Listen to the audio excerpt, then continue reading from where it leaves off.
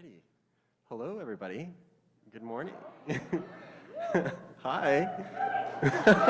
Oh, all the cheering. Well, hello and good morning. My name is Booney. I'll be your worship associate today. My pronouns are he, him, his. And yeah, I'm honored to be here for my first time doing this thing. So, thank you. To not expect an applause. So I'm excited to also gather and reflect on our theme for the month, which happens to be generosity. So I'll be excited to reflect with Nathan and be here with you guys. So I wanted to also do our land acknowledgements. UUFNN gathers on ancestral lands, which are stewarded by the Paiute, the Shoshone, and the Washoe tribes. We honor their continued legacy and model of care as we strive to steward alongside them this place we call home. It is in this spirit of interconnection that I want to welcome everyone here, regardless of age, gender identity, sexual orientation, economic status. We welcome you guys. We welcome you guys regardless of whatever feelings you might be feeling. Like anxiety, I'm feeling pretty anxious. But also, we welcome you guys. We welcome all the feelings you might be feeling. We welcome you as you are, wherever you are, virtually, here in the sanctuary. Thank you for being here, whether it's your first time, your 1 millionth time. We welcome you guys. I had a couple announcements to make before our greetings. So the first announcement is that we have Joys and Sorrows cards that if you guys want me to read them out, feel free to hand them to me during our greeting times. I'll be over here. You can find those cards behind your seats or in front of you. We also have weekly newsletters that you can sign up for. If you need help signing for those, our greeters can help you with that. And other than that, we also have an announcement from Alan Jordan, who will talk to us about Reno Posse. Oh, climate notes, sorry, climate notes. But yeah, would you like to talk about that, Alan? Hey guys, this will take 2 minutes. It took me 2 hours to boil it to 2 minutes. Okay, so looking at the screen up here, I'd like you to look at the fact that there's number 1, which we're going to ignore. But under number 1, and there are people here who will hand out hard copies. Anybody who can't see the screen well enough, raise your hand, and they'll give you a hard copy. Okay. Under number 1, we're going to ignore that. Just know that there are 60 or 100 different topics that you can look up there and educate yourself. End of talking. Number 2 is you can go to your representatives, and in 5 minutes or less, you can contact all 3 of your federal representatives. And here's how you do it. You go to the citizensclimatelobby.org and you click on the menu at the top which says Take Action. Now, if anybody wants to be tutored in this later, we can make a detailed follow-through, but it takes 10 to 20 minutes to show you in detail every step. So this has been boiled down. So you click on Take Action, and then you click on Current Actions. You see that red button over there that says number 2? The red arrow that points to number 2? That's a pop-up of what happens when you click on Take Action. Then what will happen when you click Current Actions is you'll go to the next section, which is down there. Could you scroll that up, please? And forget about everything else, and whatever it is, go to the one that says Write Congress, and click on that. Now, that'll change from time to time because there'll be different topics, but there'll always be one that says Write Congress. So you click on that, we go to the next page. On the next page is what's there currently, and it's basically a form that has a bunch of information on the left-hand side,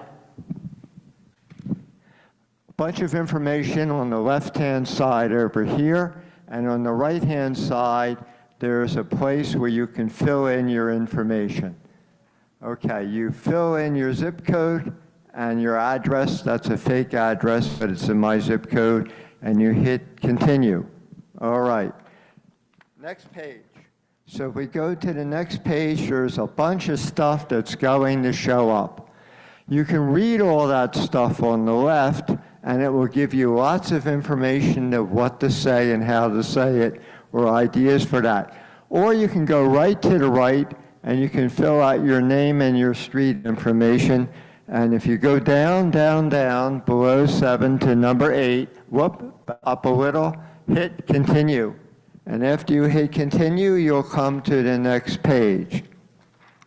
The next page has, you will see on the left-hand side, the names of the representatives. You can click or unclick the ones you want to send to. They have on the bottom what they suggest as a starting place. You don't have to read this, you just have to know it's there. It's kind of, copy. What you do with it is you change it. So it goes from something like, I'm a constituent and a voter, and I'm writing to ask you, which is wordy. I changed it to, I'm a constituent and a voter. Please support the Senate's bipartisan, and you can read the rest. Then I put in something they didn't have. My neighbors and I support clean energy projects, and thank you. So the point is, you can completely customize this to what you want it to be, and then you can click a button at the bottom that says send. See the button on the bottom left that says send? This thing on the right is just how I modified it. The thing on the left has send. Bang, as soon as you send it, you have sent this to the people that you have done. Pretty fast, takes 5 minutes. 5 minutes, okay? Now, could it take you an hour? Sure. If you don't know what you want to say, if you want to research and read everything, that's okay. But if you know what you want to say, this is a 5-minute process. You don't have to look up your congressman's address. You don't have to figure out who your congressperson is. You just do it and hit the button. End of story. 5 minutes instead of a minimum of an hour, which is what it takes me when I do it manually. Okay, guys, any questions? You have these manual things you can look it up with, or you can contact me or somebody from the Citizens Climate Lobby or Green Energy, or whatever we're calling it today. Pardon me? I don't know where they are. How many are there any left that are left over? Have they been given out? There are more to give out. If you want one, just go on back when you get a chance and I'll hand it to you, or raise your hand. Thank you, Alan. All right, next I'll invite Nathan up. He has a few announcements too, or they have any few announcements. Good morning. My name is Nathan Bakken. I use they, them pronouns, and I'm the Director of Congregational Life here at UUFNN. And I just have 2 very brief announcements. The first is, I don't have to remind you, and I'll remind you again anyways during my reflection, it's election week. And depending on Tuesday, there's going to be a wide range of emotions that none of us can be prepared for today. What I will say is that please check your emails on Wednesday morning. I will be creating programming for Thursday and Friday night, Thursday and Friday evening, to meet the needs of this community, to create community space if it is needed in the wake of Tuesday. So please, I invite you to check your email on Wednesday to see what sort of offerings are going to be offered this week around community building and gathering as we sit in the face of the unknown. My second announcement is that November 20th is Transgender Day of Remembrance, and we have a long-standing tradition of being the faith community that hosts the vigil for the city of Reno. Once again, we are partnering with our center and Trans Support Reno in organizing this event. It will be 6 p.m. on November 20th. And it will be live streamed on Facebook if you want to attend virtually. So keep an eye out for your email on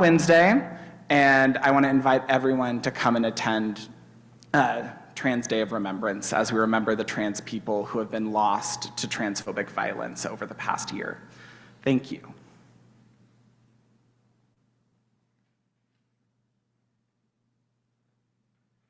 Alrighty, everyone. Now is the time for greeting one another, and I invite you all to greet each other in a way that feels most comfortable for you guys. That could be a fist bump, an elbow bump, a hug, or a hello. But yes, feel free to ask for consent for how you'd like to be greeted, and I'll ring the singing bowl when we're ready to reconvene.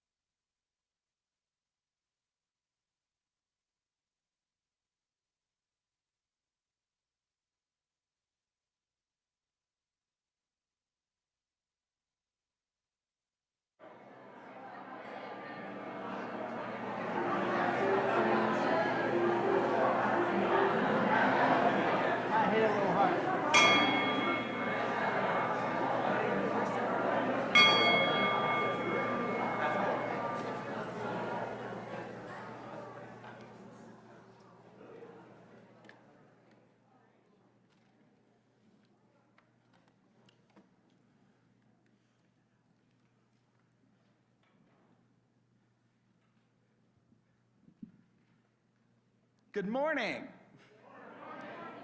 I know I just introduced myself, but I'll introduce myself again.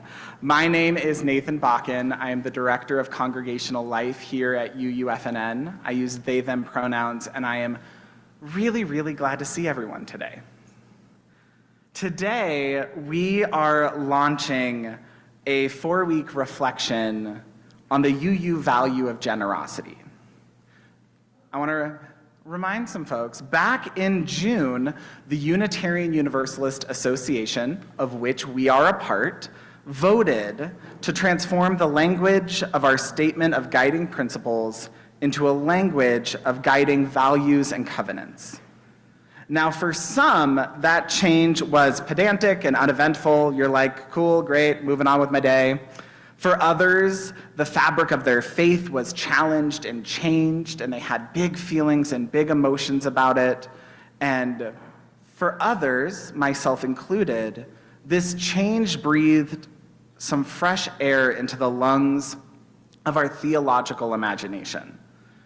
Generosity was selected as one of the core values of Unitarian Universalism at a time when local, national, global politics are stoking the fires of fear, uncertainty, anger, and resentment.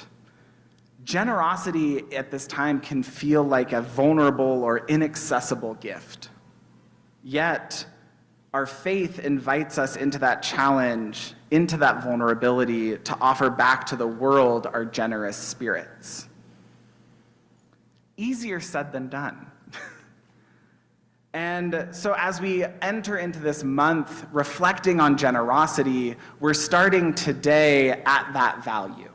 We're starting today with what can generosity offer us less than 72 hours before a moment of great uncertainty.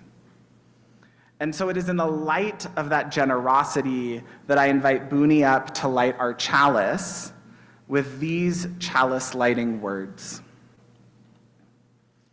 We light our chalice in the spirit of these words by Unitarian minister Edward Everett Hale. I am only one, but still I am one. I cannot do everything, but still I can do something. And because I cannot do everything, I will not refuse to do the something that I can do. May this call towards generous action guide our time together in this holy hour. I invite you to rise in body or spirit. Oh, no, sorry. I want to invite our choir to welcome us into our service today.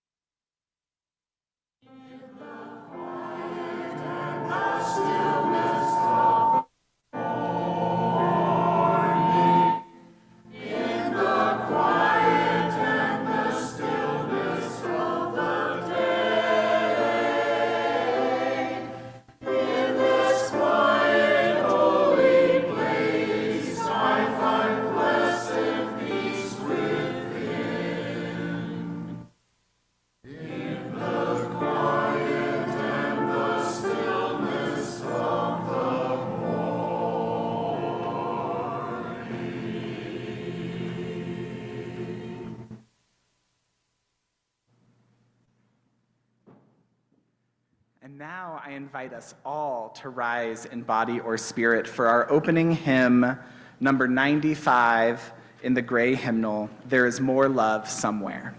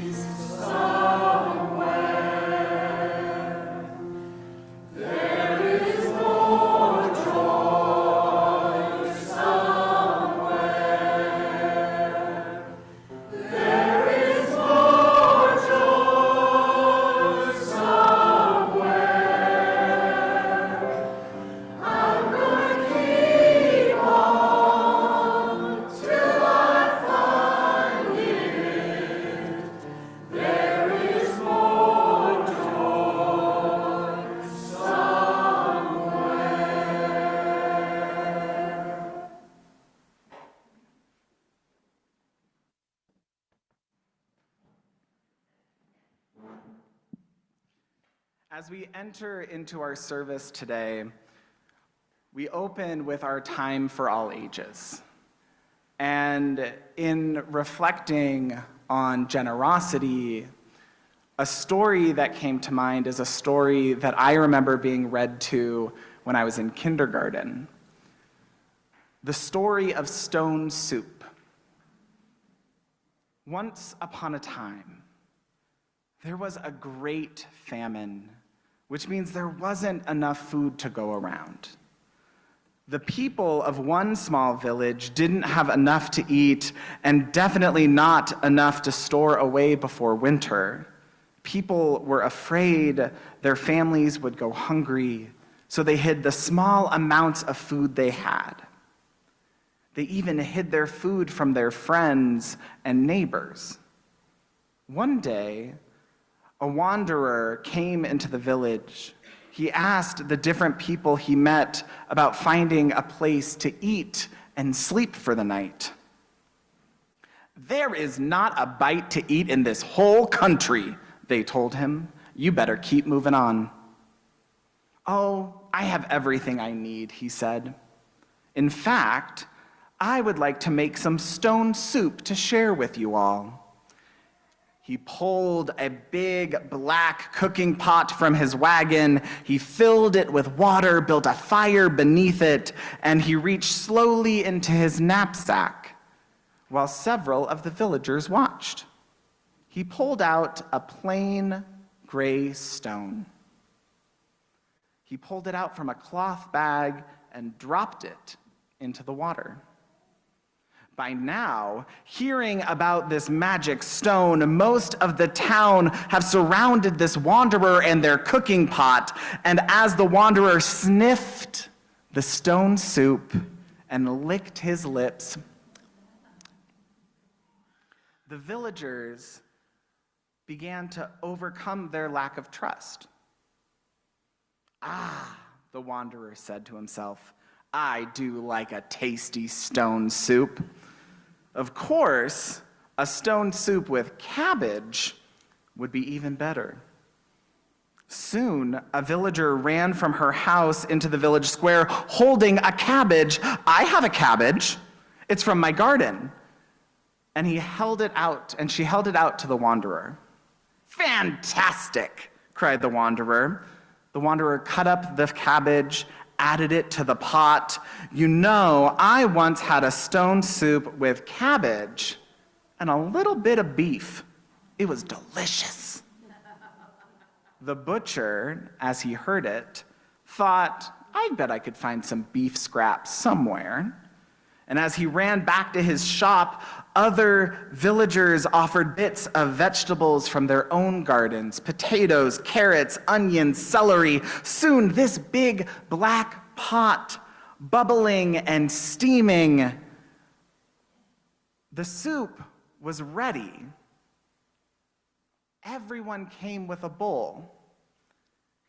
It was delicious.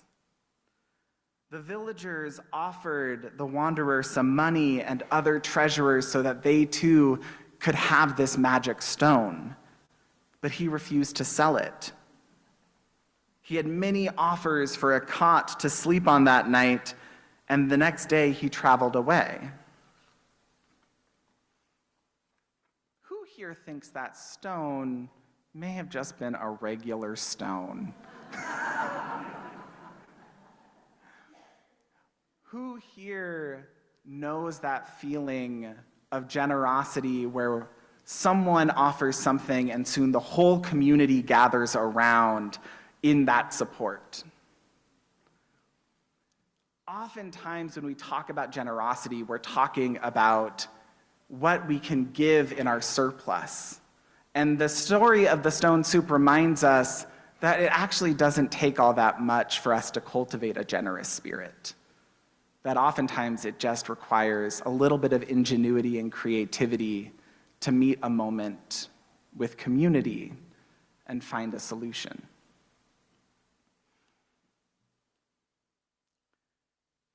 As we move through our service today, you're going to hear me say the phrase, cultivate a generous spirit, a lot. And as we transition from the story of all ages into our moment of joys and sorrow, I really want to invite us as a community to take a moment and think about a generous gift that you have received.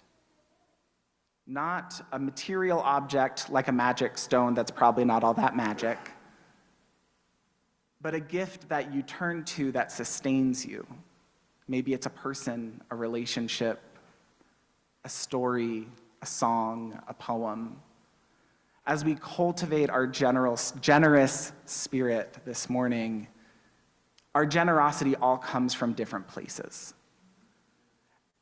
And yet it is the work of community as we gather together that this spirit of generosity is created on a collective level. So I want to invite you, as we gather in this time for story and all, or in this time for joys and sorrows, I want to invite you to resettle into your seat. Maybe place both feet on the ground. Maybe place your hands on your lap. Close your eyes or soften your gaze. This is the time in our service for prayer, for meditation,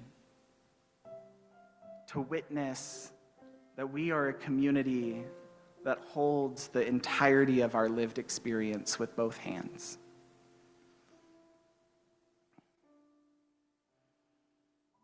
As we read these joys, as we hold these joys and hold these sorrows, meet them with a generous spirit. We hold Lynn and her son Jonathan, who has returned home to Reno for 5 months after working in Oregon as a firefighter this past fire season.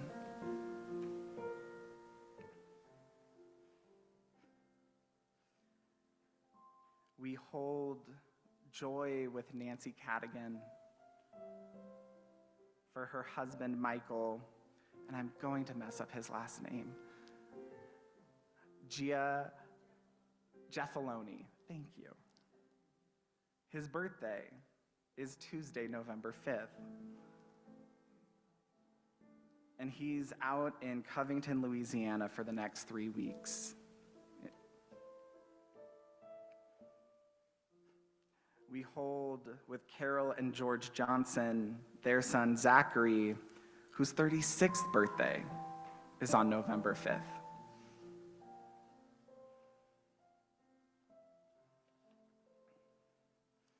We hold with Bill and Cindy Fogel, Katie.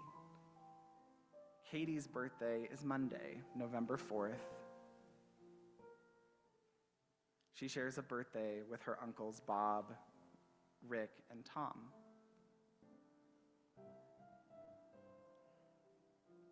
And we also come together this morning in joyful celebration and welcome with Maggie, Perry, Rocky, and Rad, as they have welcomed a joyful celebration of a new daughter, Reverie June, who was born last Tuesday.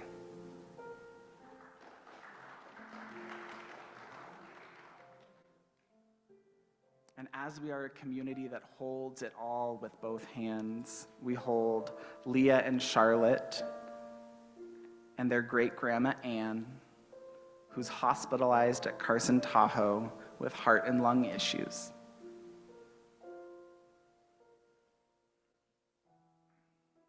As we rest in this moment,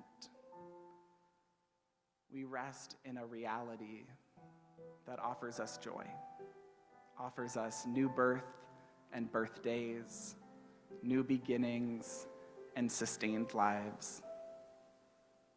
This is a moment that offers us the reality of our human condition, illness, fear, uncertainty.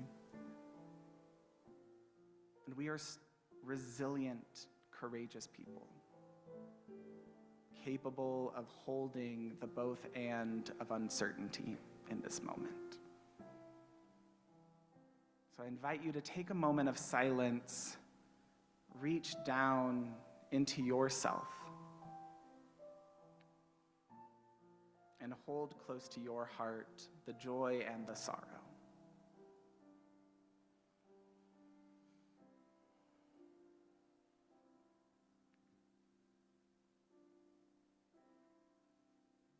And as our time together wanders its way to the end, if you have your eyes closed, I want to invite you to open them slowly. And as you open your eyes, I invite you to look around this room at this morning light, the sunbeams pouring in behind you, the autumn leaves falling off the trees outside the window, the clouds and the blue skies simultaneous. For our world reflects back to us all that we hold. Amen, and blessed be, and namaste.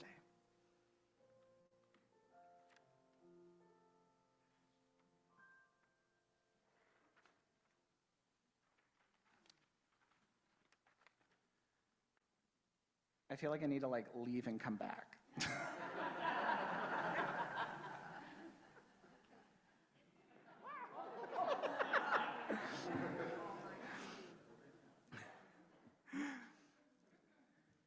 As we come together this morning, our reflection today is this invitation to start thinking about what generosity means, what it means for us as individuals, what it means for us as a community, what it means on this bigger scale.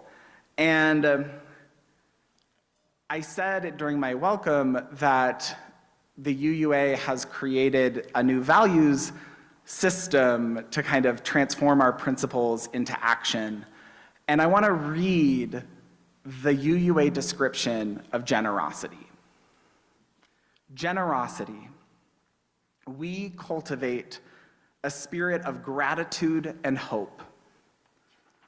We covenant to freely and compassionately share our faith, our presence, and our resources. Our generosity connects us to one another in relationships of interdependence and mutuality. I'm going to be honest with all of you. It has been a very trying season to cultivate a spirit of gratitude and hope. And I don't fault myself for that hard cultivation. The world around us is hard. It is hard to witness. It is hard to participate in. It is hard to understand sometimes why things are happening the way they are happening. And so as I sat down this week to reflect on generosity and how does generosity speak back to a hard reality, for most of this week I kept drawing blanks. It was a hard week to write, y'all. And like many of you, and like our story this morning, often when I hear the word generosity, I immediately think of material goods. I think of money, I think of donations, I think of when people describe others as they're the kind of person who will give you the shirt off their back. That kind of generosity found in our everyday speech, found in the stone soup story, that everyone has something to give, even those who have very little, doesn't always feel like it speaks to what I need to hear. So as I sat down with generosity this week, a memory came up for me. When I was in seminary from 2014 to 2017. I always say that my bookends for seminary was the rise of the Black Lives Matter movement and the election of Donald Trump. Quite the time to be doing the work of intentional justice reflection and the purpose of the world and ontology. Like, seminary focuses on the issues of our world because those are the issues of faith. And when I was in seminary, I took a course titled Atheisms and Radical Theology. It was one of my favorite classes. It was the kind of class that, for the most part, challenged my implicit biases, broadened my imagination of what this thing called religion is. But it was also the first class where a professor had called me out for not being a generous reader. The book in question was A Letter to a Christian Nation by Sam Harris, and my failure to cultivate generosity was sparked by a chapter where he did nothing but lob racist and Islamophobic remarks about the impact of Islam in our world. At the time I took that class and was reading that chapter, I was simultaneously studying interfaith conflict work. In that same semester, I was in a class titled The Narrative Power of Interfaith Peacebuilding. Taught by a Muslim professor, I had been spending hours each week listening to storytellers from across faith communities of Boston about their struggles in building communities and coalitions of difference, and the biases and the misunderstandings and the tropes that our system wages against their faith. And I watched how in each class we'd have 3 to 4 different faith leaders who are in deep relationship with one another. I watched them hold each other accountable, cultivate real, authentic relationship, not in spite of conflict, but through conflict. Through the tensions of their community, they were able to build some sort of relationship with one another. And so when I turned to my atheisms class, and I was reading a book that offered me only a one-sided story of nothing but tropes and hurtful language, I had to sit and I was like, no, I sat with my professor telling me that I'm not a generous reader because I told him I would not use that book as one of my sources in my final paper. I had models for real generosity in relationship. When I could not find them in Sam Harris's words, I found them in the voices of the people around me. I eagerly dismissed his thoughts, and at the time, I was chastised for my dismissal, but it's one of those stories that has followed me over the years. Was I being an ungenerous reader? Should I have given him more of the benefit of the doubt? And as I've reflected on this, what it means to be a generous reader when I disagree with every fabric of my being with the words that I am reading, how can I find generosity? What I've learned is that generosity calls us to kindness and gratitude, like our UUA values say, but that generosity is just as deeply informed by our integrity and our conscience. I could not be a generous reader for Sam Harris's Islamophobic rhetoric because it fundamentally contradicted my integrity and my commitment to the inherent worthiness and dignity of every person. I did not wage personal attacks against Sam Harris's personhood. He does not know I exist. I named the reality of the situation in his words that were designed to fearmonger and promote hate against a group of people who are marginalized in American society. What I've learned is that there is generosity in conflict, in telling the truth responsibly with accountability. A kind gesture that goes against one's integrity is not really a kindness. Sabotaging, silencing one's own voice in order to prioritize the comfort of others with whom we disagree or are marginalized by is not a kindness. In conflict studies, we call that behavior negative peace. It is not the kind, generative, holistic peace that we sing about in hymns or embroider on throw pillows at HomeGoods. Negative peace is silent violence that cultivates resentment, distrust, and fear amongst people and paves the way for oppression. Generosity does not call us to create a world of negative peace. Generosity calls us to cultivate gratitude and kindness so that we can speak truth to power, build communities and coalitions across differences, and hold others accountable in a shared commitment to justice, equity, and liberation. I tried my hardest in planning this service that I wasn't going to talk about the election all that much. I'm not good at that. I do not have to remind you that in less than 72 hours, we will all be anxiously staring at screens. If you have not voted yet, I want to strongly encourage you to do so. What I do want to remind you, though, is to check in with your sense of generosity and its relationship to your integrity. For many of us, Tuesday is not the end of a painful journey, but the start of a long struggle. The odds of this election being clear-cut and unopposed are not in our favor. How you speak to yourself matters in the days ahead. How you speak to the people you love matters in the days ahead. Generosity is more than just saying a kind thing or giving someone something nice. Generosity moves from our integrity and alignment with our values. This was a hard reflection to write, in part because I wanted to go off in 55 different areas.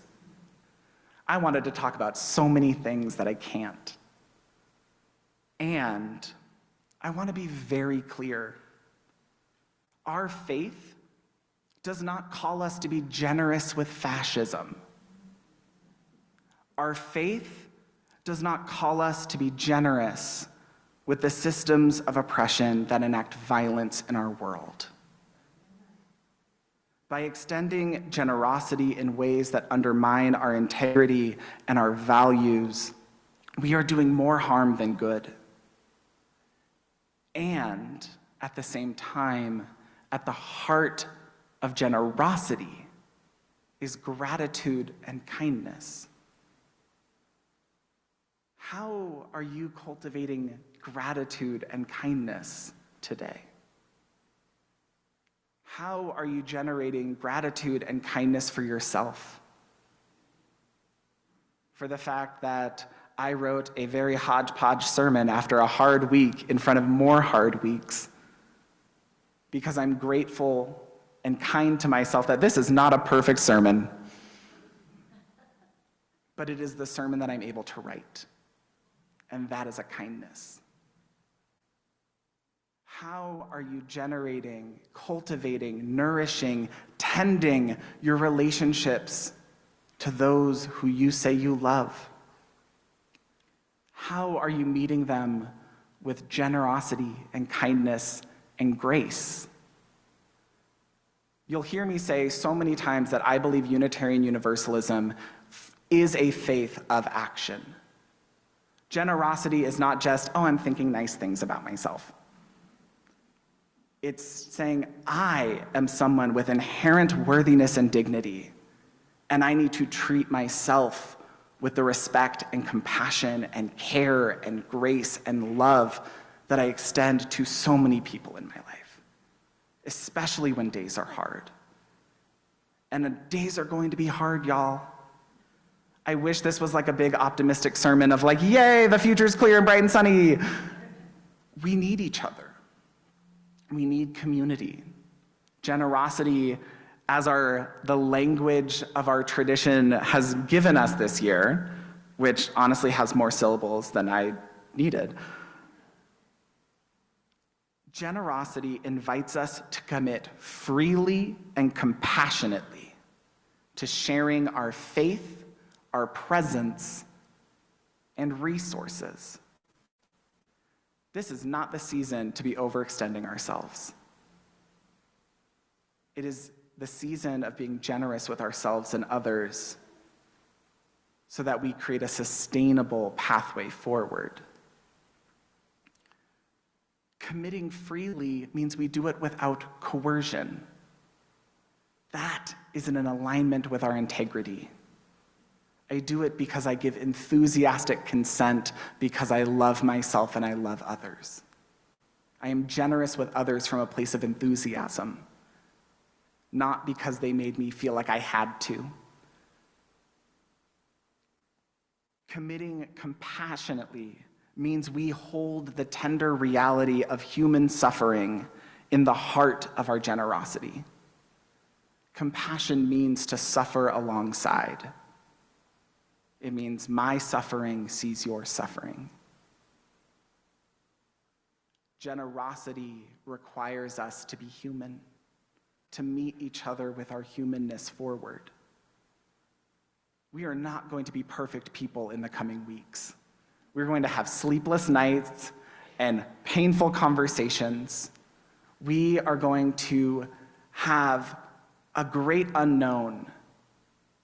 And what does it mean to meet that unknown? By saying, I will meet you and know that I love myself and I love the people I love. We are called to extend generosity to others. And we are called to extend that generosity to ourselves. There are many ways to practice loving kindness. There are mantras, there are hymns, there are songs, there is art, there are hikes, there's nature. There are so many ways to meet yourself with the beauty of you in ways that only you can. This is Unitarian Universalism, y'all. I am not going to give you a how-to guide. Each of us are called on our individual search for meaning and truth responsibly, and we do so in community because we care. Generosity might feel hard, and generosity is our starting place. Start with gratitude and loving kindness. What can move forward from there? It's not going to magically make fascism disappear, but it will sustain you in the coming days so that you may better meet the moment. And that is good news, y'all. That is good news. And I leave you with that. Amen and blessed be, and namaste.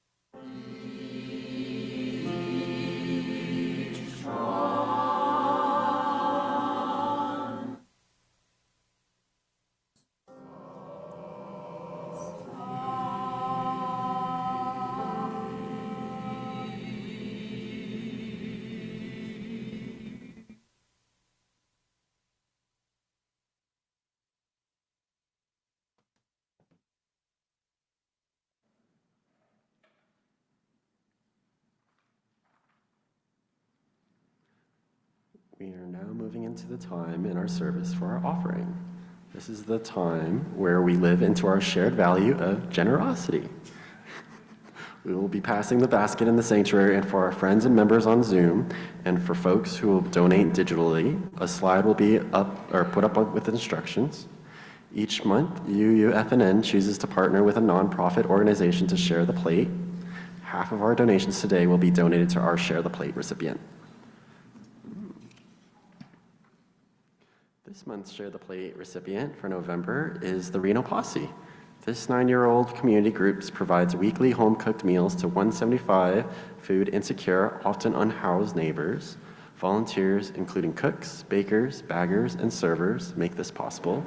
Many tasks can be completed from home, so your support, no matter how small, is greatly appreciated. And yeah, I'll invite Jane to talk a little more about Reno Posse.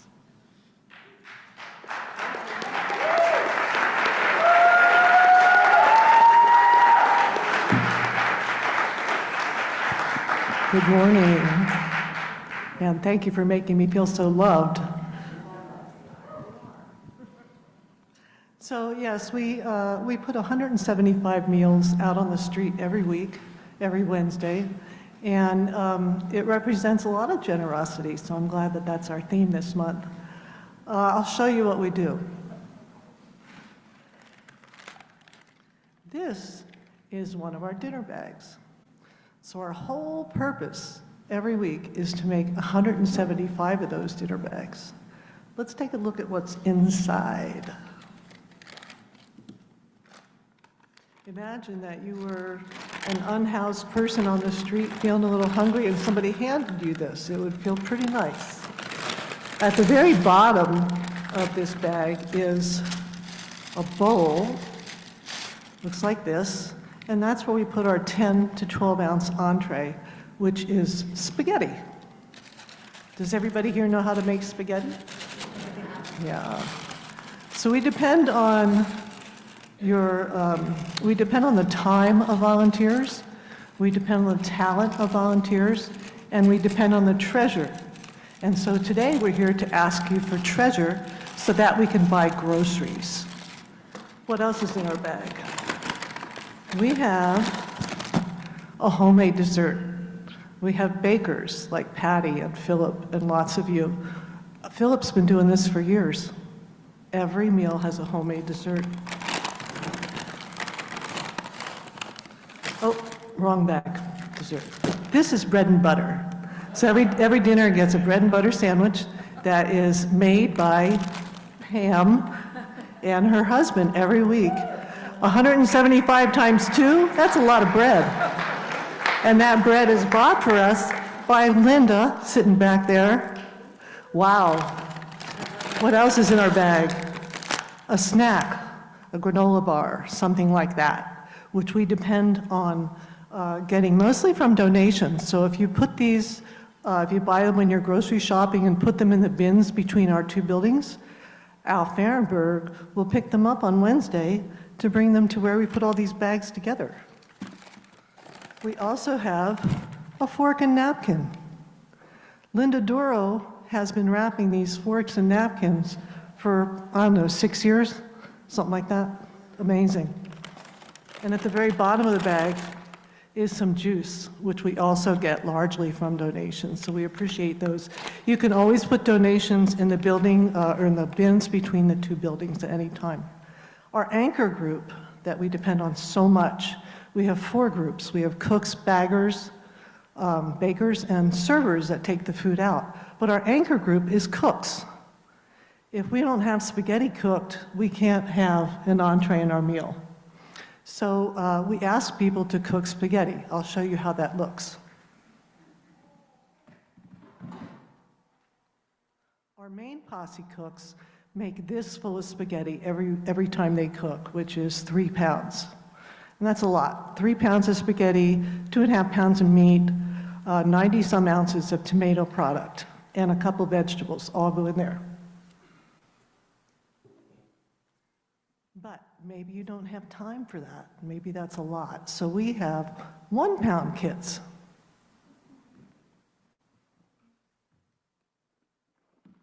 1-pound kits look like this. I'm sure a lot of you have done those. Thank you.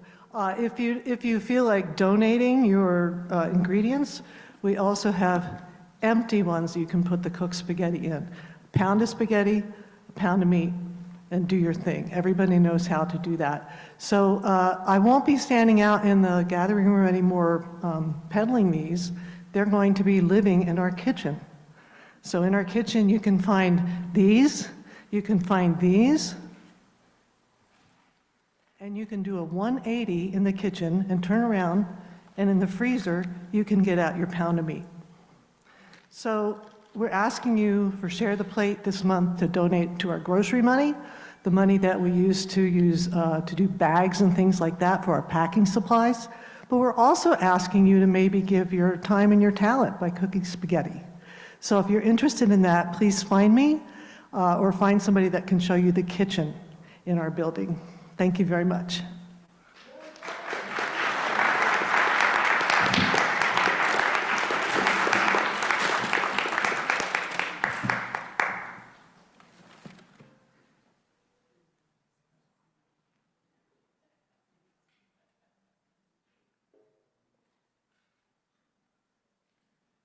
Alrighty, let the offering begin.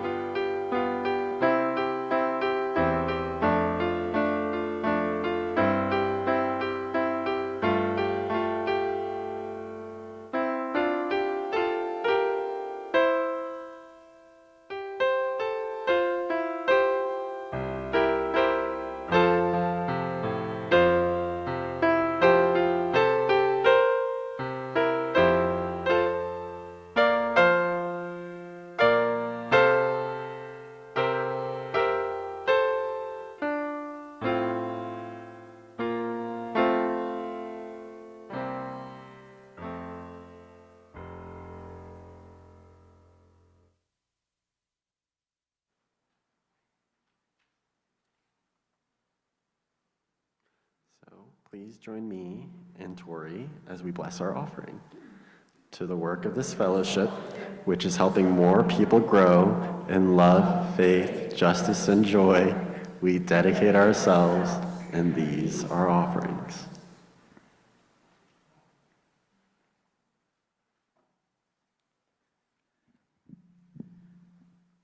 As we bring our time together towards an end, I invite us, as I extinguish the chalice, to hear these words. We leave blessed by our connections to one another, to the Spirit of life. Walk lightly so that you see the life that is below your feet. Spread your arms as if you had wings and could dance through the air. A time-lapse photo showing graceful dance-like movements of a person against a black background. Feel the joy of the breath in your lungs and the fire in your heart. Live to this love and be a blessing to this earth. And may the light of our chalice be that fire in your heart. I invite you to rise in body or spirit for our closing hymn as we leave this friendly place.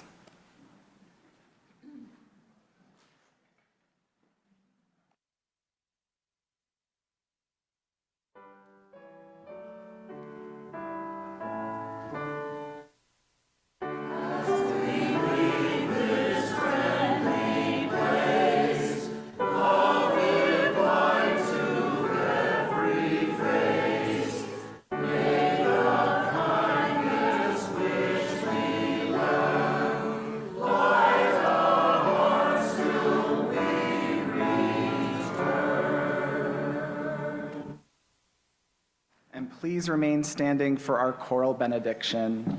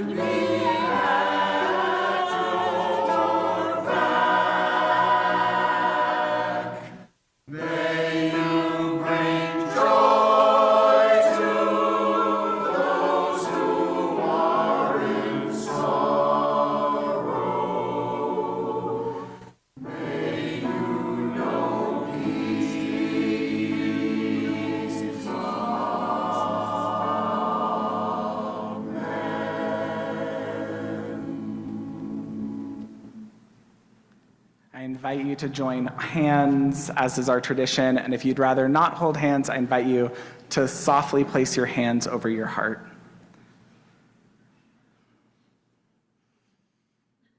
May the sun warm you. May the joy of this place fill you.